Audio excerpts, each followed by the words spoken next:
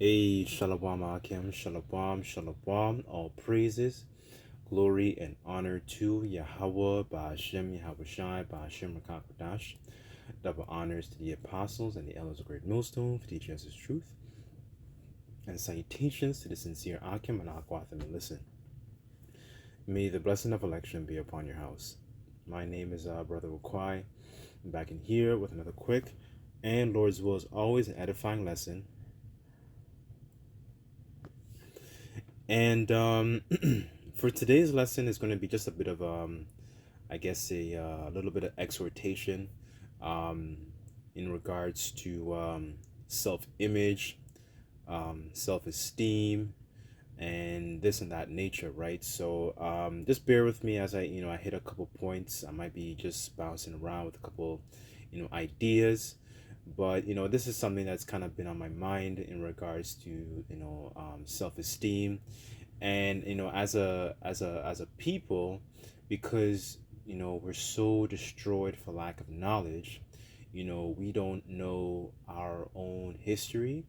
A lot of our people don't care about their own history, right? And coupled with that, now you have an air of deception that is over the people, like the scriptures talk about gross darkness to people. That includes you Israelites, you so-called Negroes, Latinos, Native Americans, right? And you speckled birds also, right? So when you look at the way our people are portrayed on television, in media, music videos, movies, so on and so forth. You're portrayed, you Israelites, you're portrayed to be essentially people who are savages, people who are what's it called? People who are your beasts, your super predators, like Hillary Clinton used to say back in, I believe it was the 80s, right, when there was the whole war on drugs. Now, what I want to do is I kind of just want to hit a couple points in regards to self-esteem and cultivating healthy self-esteem, right? So the first thing I kind of wanted to discuss was the idea of having an understanding, okay, knowing who you are, right? Because sometimes you get those thoughts that you're inferior.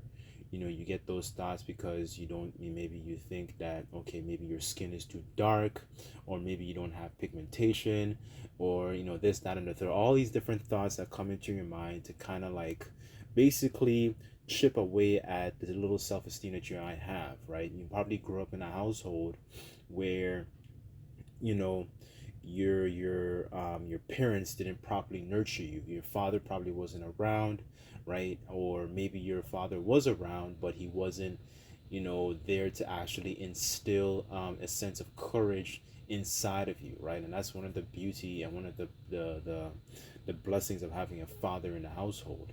Perhaps you probably had a mother that used to basically kind of pull you down and diminish at you, right? So we get those thoughts, but it's so healthy to get into the spirit of rebuking, excuse me, those thoughts, right? Because we know that you are not what the what the thoughts like to claim to be, right? Satan's just trying to get a foothold into your mind to make you feel like you're less than as a person, right? So because a lot of the mental, as a matter of fact, let me bring out excuse me, this precept here. As a matter of fact, I'll go to I think it's first.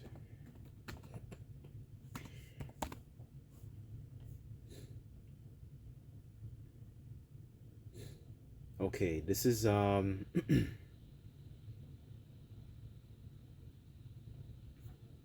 a matter of fact, I'll go to Luke actually.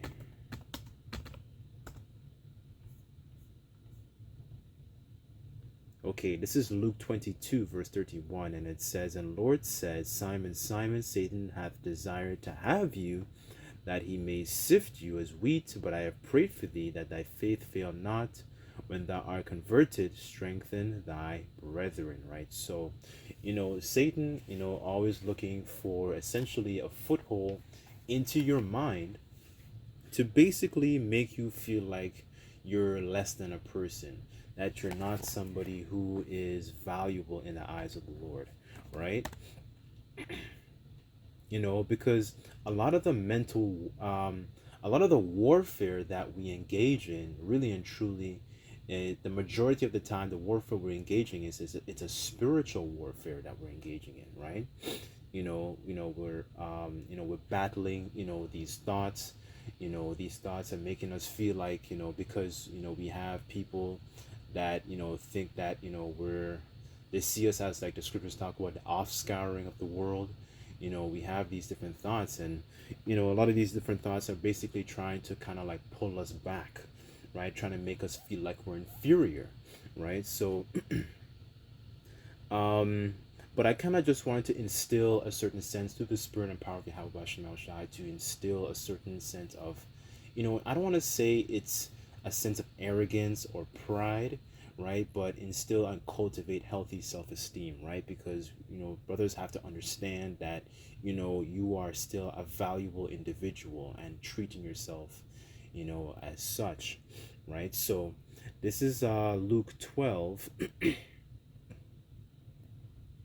I'll start at verse 6, and it says, are not 5 sparrows sold for 2 farthings, and not one of them is forgotten before the Most High? And verse 7, it says, but even the very hairs of your head are all numbered. Wow, that's amazing, right? Because it's your head.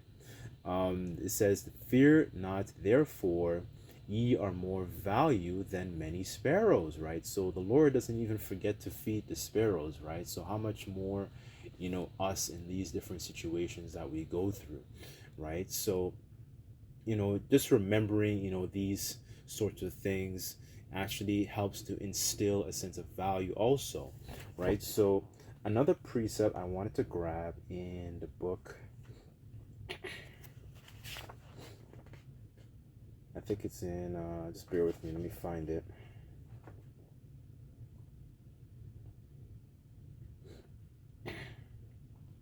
So another part of it, cultivating self-esteem, is just remembering the way that we conduct ourselves too.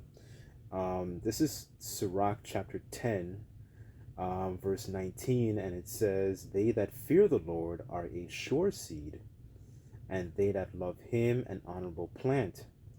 They that disregard the law are a dishonorable seed, and they that transgress the commandments are a deceivable seed, right? So the Lord created us to be an honorable seed, to be upright, to be scrupulous, to be, you know, um, to have a certain reverence for Yahweh Bashim El Shai, right? That's, when you go into Jacob being a plain man dwelling in tents, right? When you go into that word plain, is somebody who is morally upright, and we conduct ourselves as such, right? So remembering in these ways and the way we treat ourselves and treat each other, right? To ward off, combat these different thoughts, right? Because these different thoughts will come to mind, right?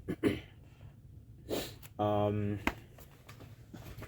okay, so let me go to the book of Exodus. This is it 19?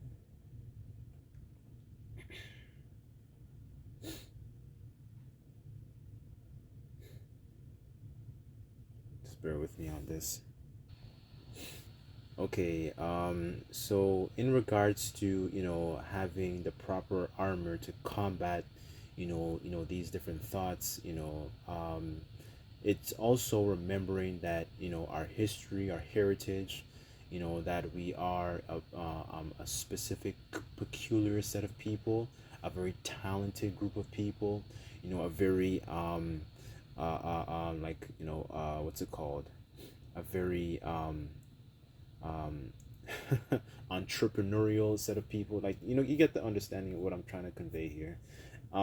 So this is Exodus chapter 19, verse 6, and it says, and ye shall be unto me.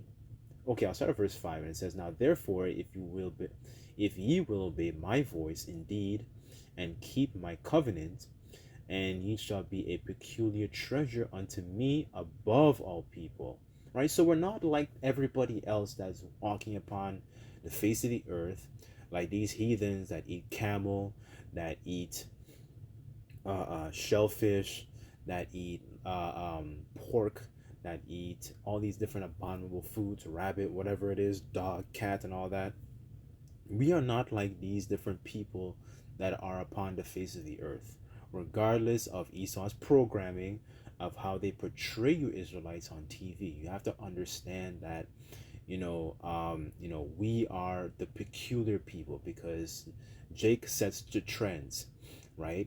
And in the kingdom of heaven, Jake is going to set the trends in righteousness, but in this society, Jake is more likely to set trends in wickedness, right? So um where was I? This is verse 6, and it says, and ye shall be unto me a kingdom of priests and a holy nation. So we're a specific holy set of people, set apart, because we have these instructions of how to actually not only govern ourselves, our households, our kin, but the entire earth, right? So keeping these things in mind, that the Lord gave these instructions to us. He didn't, like the scriptures say, he didn't deal so with any other nation, right? So I know we do get those thoughts because that try to hold us down and make us think that we're inferior and we're this and we're that.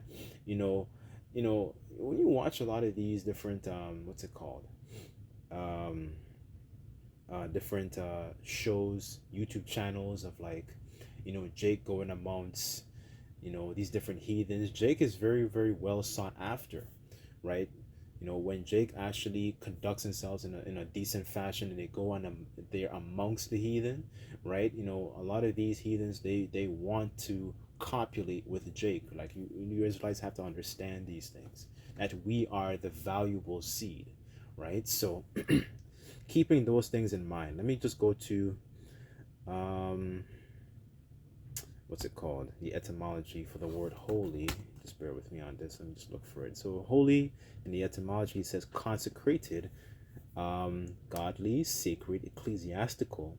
It says holy. So from the Latin it says sanctus, where you get the word sanctified from, right? So that's what makes us saints.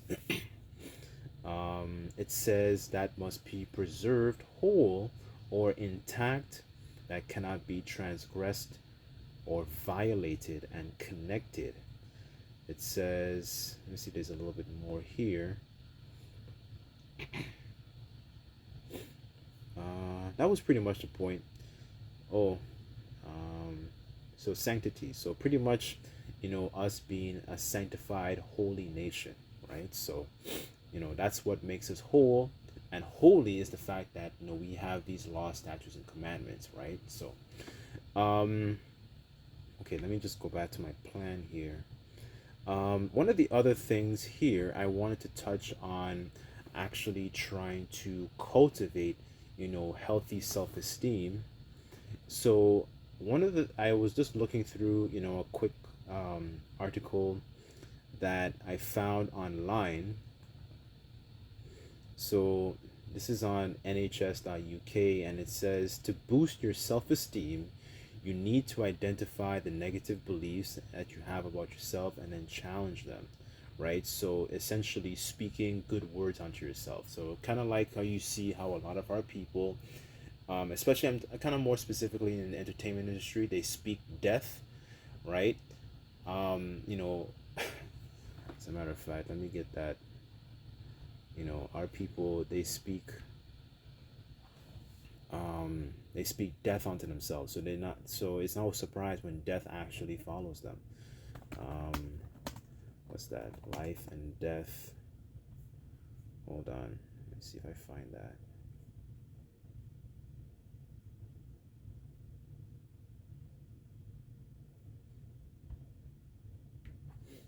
Life and death.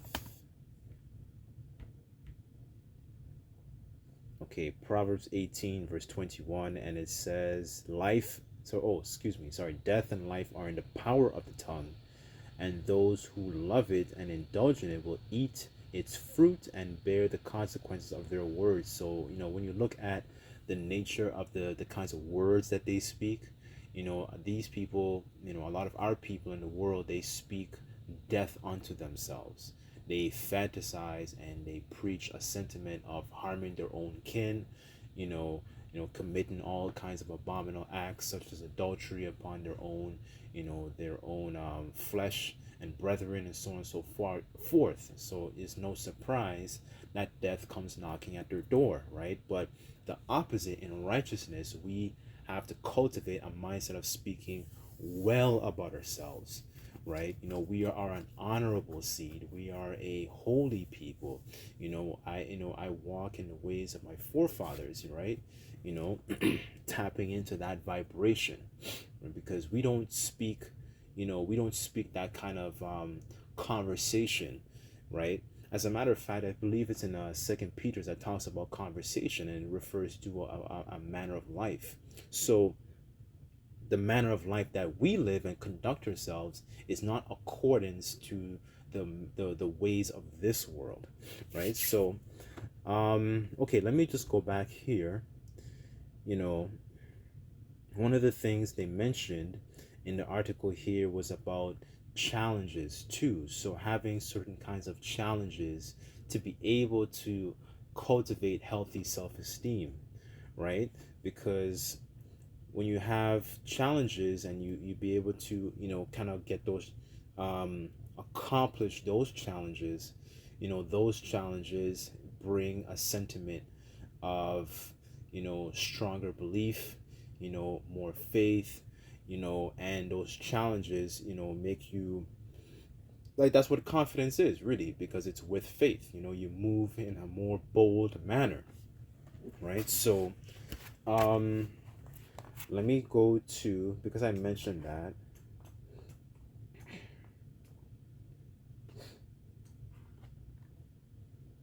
and it shows you the beauty of having experience, right? So this is Sirach 47, and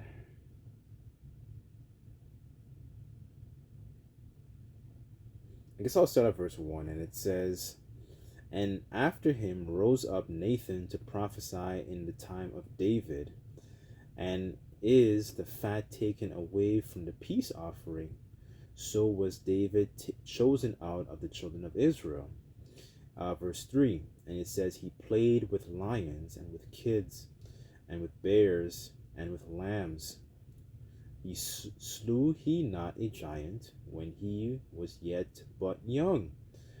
But did he not take away reproach from the people when he lifted up his hand with the stone in a sling to beat down the boasting of Goliath?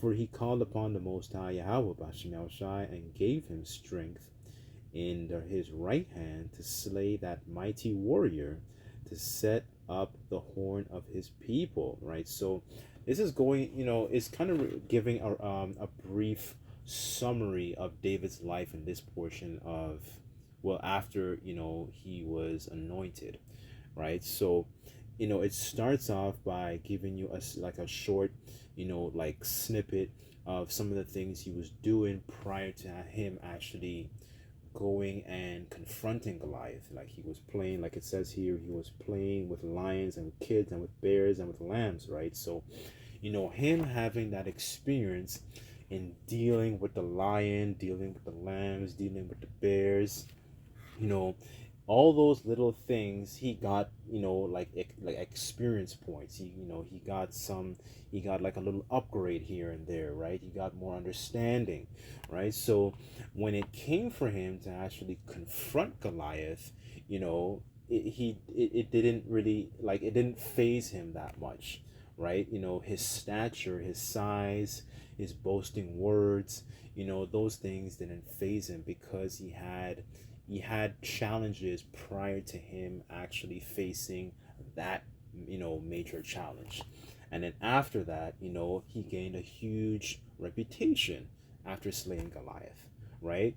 But this is not a sentiment of, arrogance, right? Because this is how to cultivate proper healthy self-esteem in coupled with Yahweh Bashinawa Shai, right? Because he's the one that takes us, we we're placed into these different, challenges, right? And then we have to essentially, like faith with works essentially to kind of like conquer these different challenges, whatever it is that might be, right? So, you know, as a matter of fact, I'll go to that quick account and I guess first Samuel,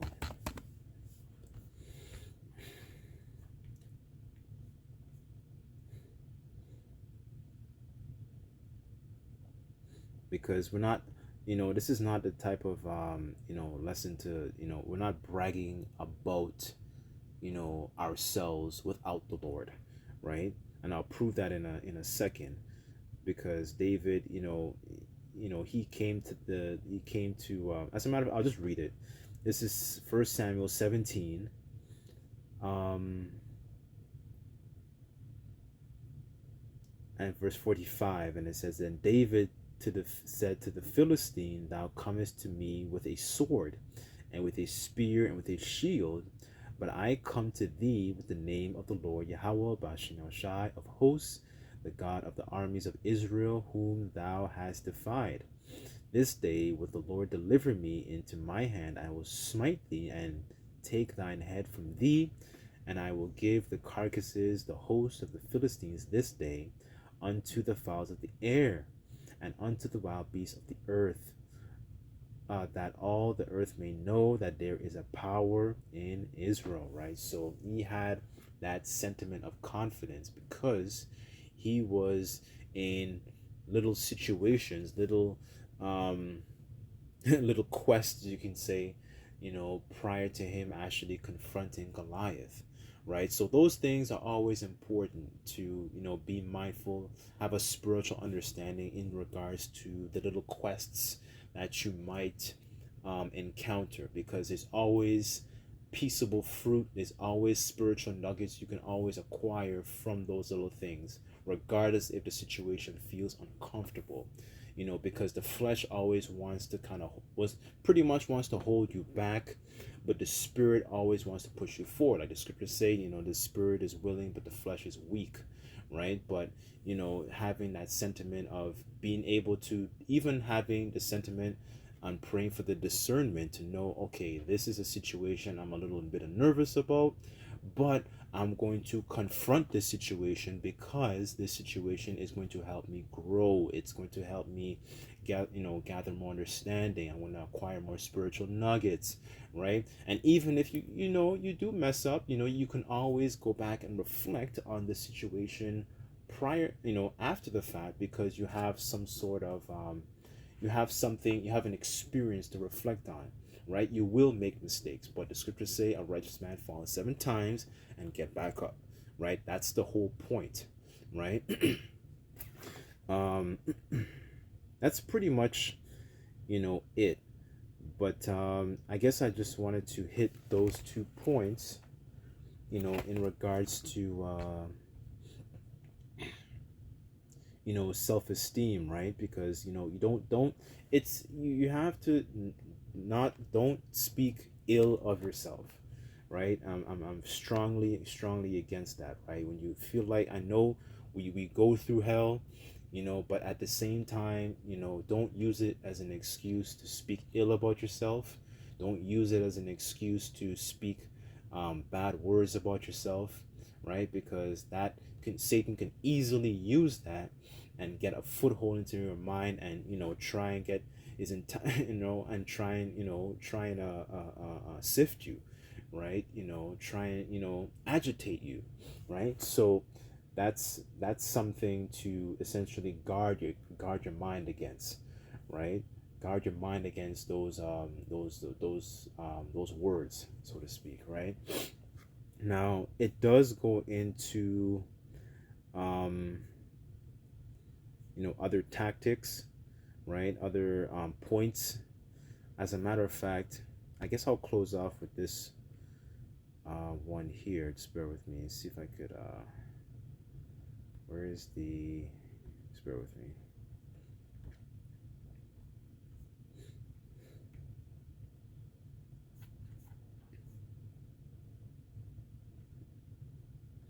Okay, this is Sirach chapter 10, verse 28 in the GNT, and it says, "My child, keep your self-respect, but remain modest." It says, "Value yourself and your true worth. There is no excuse for a person to run himself down," right? So there's no need to cheapen yourself. And I was thinking about this as I was driving. It's just like, if you had a plant, and you wouldn't want you would want to give your plant the necessary nutrients for that plant to grow, right? It's the same thing with us. You're not gonna, yes, you catch hell, but you're not gonna use it as an excuse like, okay, let me go eat some McDonald's fries. Okay, let me go and